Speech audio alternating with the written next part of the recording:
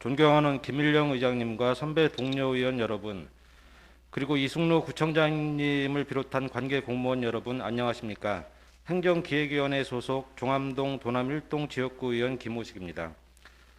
코로나19 확진자가 폭증하고 있는 현 사태에 대처하기 위한 청장님을 비롯한 모든 관계 공무원분들의 노고에 감사드립니다. 모두 건강에 유의하시기 바랍니다. 저는 오늘 5가지 주제에 대하여 청장님께 질문드리고자 합니다.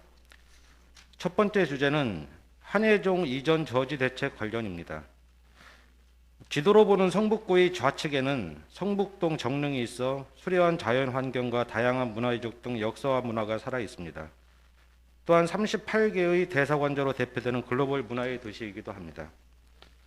지도로 보는 성북구의 우측에는 의릉과 천장산이 있고 세계적인 예술학교로 자리매김한 한국예술종합학교가 있습니다. 관내에는 8개의 대학이 있어 대표적인 대학도시라고 볼 수 있습니다. 즉 성북구는 문화예술도시이고 교육도시입니다. 미래의 성북구 지향점 또한 더욱 진화된 문화예술 교육도시여야 한다고 생각합니다. 이러한 관점에서 보았을 때 한예종이 성북구에서 상징하고 기능하는 바는 굉장히 크다고 봅니다. 한예종은 문화와 예술과 교육을 상징하는 대표적인 대학입니다. 성북 발전의 중요한 열쇠 중에 하나가 한예종의 존재라고 보는 것입니다.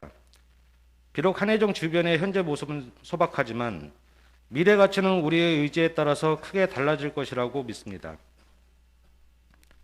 따라서 한예종은 반드시 지켜져야 합니다. 유네스코의 세계문화유산 등재에 따른 권고사항에 따라 정부는 의릉 복원계획을 수립하여 한예종의 별관 지역을 철거 대상으로 규정하고 있습니다. 현재 문체부에서는 한예종 캠퍼스 기본 구상 및 확충 방안 연구 용역을 진행하고 있습니다. 이전을 전제로 발주되었으나 성북구도 8개 지역 중 한 곳으로 뒤늦게 들어갔다고 합니다. 그러나 구색 맞추기가 아닌지 우려됩니다. 고양시, 송파구, 인천시, 과천시 등 여러 지자체에서는 치열한 유치전을 수년간 전개하고 있습니다. 그야말로 총력을 기울이고 있습니다. 지역 발전의 관점에서 한예종의 가치를 굉장히 높게 보고 있다는 것입니다. 가장 최근 뉴스 2개만 소개하겠습니다. 지난 11월 30일 송파구청장 인터뷰 기사 내용입니다. 올해 7월 1일 한국예술문화단체 총연합회와 문화예술 분야 발전을 위한 업무 협약을 체결했다. 이어서 7월 17일에는 기존 범구민 유치 추진위원회를 확대 개편해 새롭게 위촉식도 가졌다. 국회의원, 시구의원, 지역주민 등 기존 위원회, 문화예술인, 교육인, 언론인, 도시계획 전문가 등을 새로 모셔 총 40여 명으로 구성했다. 이와는 별도로 부구청장을 단장으로 하는 한예종 유치 TF단도 운영 중이다. 정기적 회의를 통해 분야별 유치 전략 등을 가다듬고 있다. 지난 10월 16일 고양시 관련 기사 내용입니다. 경기 고양시의 한국예술종합학교 캠퍼스 유치를 위한 범시민 서명운동에 참여한 인원이 서명운동 시작 10일 만에 2만 명을 넘어섰다. 각 행정복지센터 민원실과 고양시청 각 부서에서 방문 서명을 받고 고양시청 홈페이지를 통해 온라인 서명도 진행 중이다. 한예종 이전 이슈와 관련하여 타 지자체의 노력은 오래전부터 치열하게 진행되어 왔습니다. 그런데 정작 한예종에 위치하고 있는 우리 성북구의 노력은 잘 보이질 않습니다. 의릉 복원계획은 절대선이 아니라고 생각합니다. 별관 지역을 복원한다고 해서 의릉 본래의 모습이 완전히 복원되는 것도 아니라고 합니다. 또한 별관 지역이 철거 예정이니 본관 지역까지 없애 한예종 자체를 모두 이전해도 좋다는 것은 더더욱 아니라고 봅니다. 한예종 교직원 및 학생들도 이전을 달가워하지 않고 석관동 캠퍼스 시대가 계속되길 원하는 여론이 많다고 들었습니다. 지난 10월 20일 석관동에서 한예종 관련하여 주민 간담회가 있었다고 들었습니다. 한예종을 반드시 지켜야 한다는 주민들의 의지와 함께 문화예술특구 지정, 한예종 성북구 MOU 체결 등 여러 가지 주민 제안이 있었다고 합니다. 돌고 지역을 한예종역으로 개명 또는 부기하는 제안이나 화랑로 32기를 한예종길로 개명하자는 제안도 한예종을 지키자는 의지의 표현으로서 굉장히 좋은 제안이라고 생각됩니다. 한편 고려대, 서경대, 한성대, 동덕여대에서 진행하고 있는 캠퍼스타운 조성 사업을 한해종을 대상으로도 진작에 추진했어야 한다고 생각합니다. 성북구 내년 예산에 성북구 한해종 간 지역 상생을 위한 연구 영역을 위해 2,200만 원이 편성되었습니다. 문체부 용역 결과가 나오면 그 방향에 대응하여 발주할 예정이라고 합니다. 시기도 좀 늦었고 소극적이라는 느낌을 받습니다.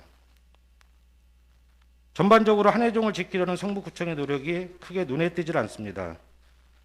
문체부의 용역 작업에도 적극적으로 영향력을 행사하고 그 결과물에 휘둘리지 않고 이전을 저지하려는 노력을 다양한 방법을 통해 해야 되지 않을까 생각됩니다. 청장님께 질문드립니다. 주민들께서 제안한 내용들이나 한해종 캠퍼스타운 사업 조성사업 유치 등에 대한 추진 의사에 대하여 말씀해 주시고 기타 한해종을 지키기 위한 대책이 있다면 말씀해 주시기 바랍니다. 두 번째 주제는 공단 위탁사업 관리에 대하여입니다. 공단은 구청의 많은 시설을 수탁받아 관리하고 있습니다. 각각의 사업 또는 시설별로 위수탁 협약서가 체결되어 있고 협약서에 근거하여 사업계획 또는 지출계획을 수립하여 제출하고 구청에서는 공단에 전출금을 지급합니다. 2020년 공단 예산에 따르면 자본 예산을 포함하여 예산 수지가 약 93억 4천만 원 적자였고 2021년 공단 예산에 따르면 자본 예산을 포함한 예산 수지는 약 103억 원 적자입니다. 추경을 감안하면 조금 더 되리라 생각됩니다. 세출 예산 중 인건비의 비중은 2021년 기준 48.2%입니다. 사업 및 시설 성격에 따라서 일부는 민간에 위탁 줄 수 있는 것도 있겠고 공기업인 공단에 위탁 주는 것이 바람직한 것도 있을 것입니다. 사업 수익을 내는 것이 공단의 목적은 아니지만 비용에 대한 인식은 위탁자인 구청이나 수탁자인 공단이나 공이 가지고 있어야 한다고 생각합니다.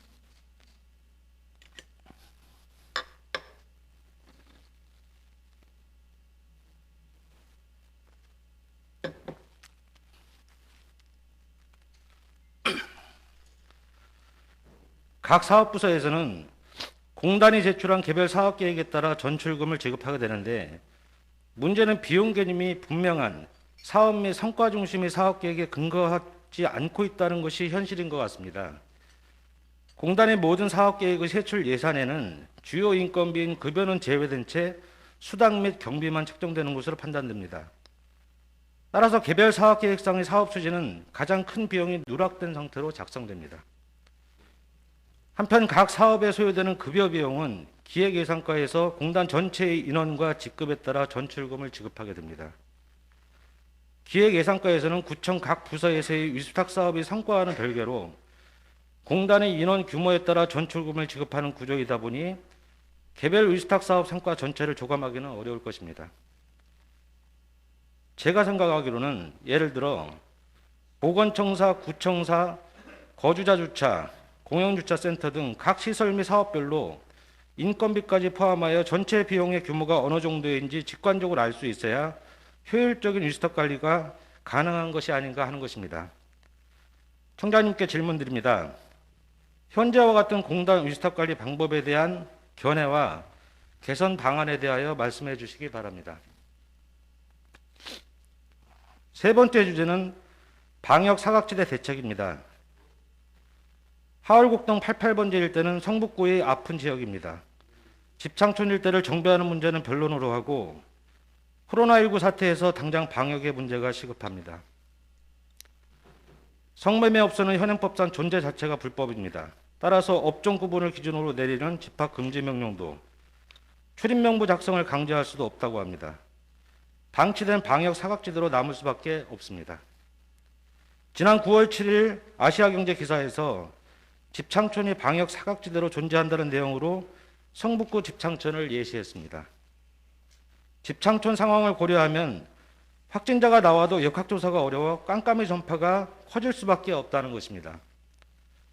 지난번 보건소를 대상으로 상임위 예산심의가 있을 때 88번지 일대 방역조치 현황에 대하여 질문드린 적이 있었는데 어제 보건소장님의 답변이 있었습니다. 한 달에 2번 방역 조치한다는 내용이었습니다. 질문드립니다. 88번지 일대의 방역 조치 상황과 추가적인 조치 계획이 있으시다면 말씀해 주시기 바랍니다. 네 번째 주제는 비서실 정책특보실의 예산 업무보고 누락에 대하여입니다. 작년 8월 임시회 때 비서실장의 직급을 6급에서 5급으로 하는 정원조례 일부 개정이 있었습니다.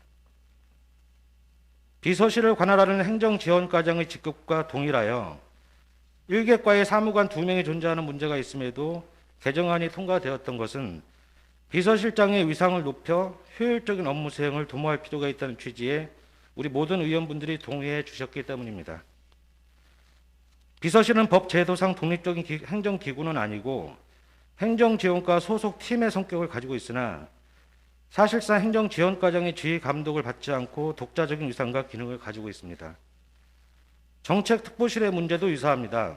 특보실에 별정직 6급과 9급을 지난 8월경 채용했다고 들었습니다. 4급인 특보가 공석이긴 하나 4명의 인원이 배치되어 독자적인 기능을 하는 것으로 알고 있습니다. 성북구 의회와 의회는 구정사무 전반에 대하여 조감하는 권한과 책임이 있습니다. 그렇다면 의회를 상대로도 마땅히 그 위상에 맞는 역할, 즉 업무 보고 등이 있어야 한다고 판단합니다. 특보가 공석일 경우에는 비서실장님이 통합 보고하는 것도 방법일 수 있다고 생각합니다. 이에 대한 청장님의 견해와 향후 조치에 대하여 말씀해 주시기 바랍니다. 마지막 다섯 번째 주제는 동소규모 주민생활 편익사업과 시행부서 연관 단가 사업의 혼용 집행에 대하여입니다. 자치행정과 동소규모 주민생활 편익사업의 예산은 2019년의 경우 추경 2천만 원을 포함해서 약 11억 6,400만 원, 2020년 올해의 경우 추경 없이 9억 원이었고 2021년 내년 예산은 9억 원입니다. 매년 전액을 소진하고 있습니다. 동소규모 사업은 자치행정과에서 편성하고 도로과 치수과 공원 녹지과 등의 부서에서 집행합니다. 이 세부 사업의 실제 지출을 파악하기 위해서는 편성된 예산만을 보아서는 알 수 없습니다.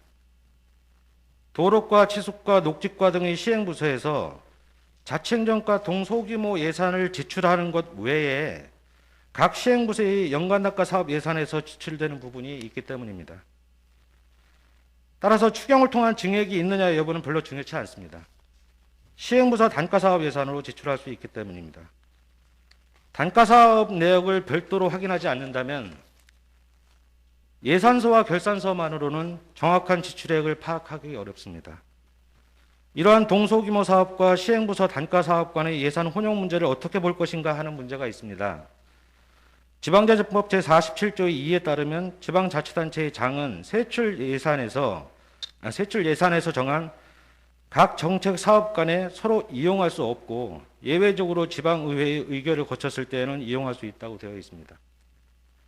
부서도 다르고 정책 사업도 다른데 예산을 혼용 지출하는 것은 지방재정법에 저촉되는 것이 아닌가 하는 의구심이 있습니다. 이에 대한 집행부의 판단과 개선 방안이 있다면 거기에 대해서 말씀해 주시기 바랍니다. 경청해 주셔서 고맙습니다.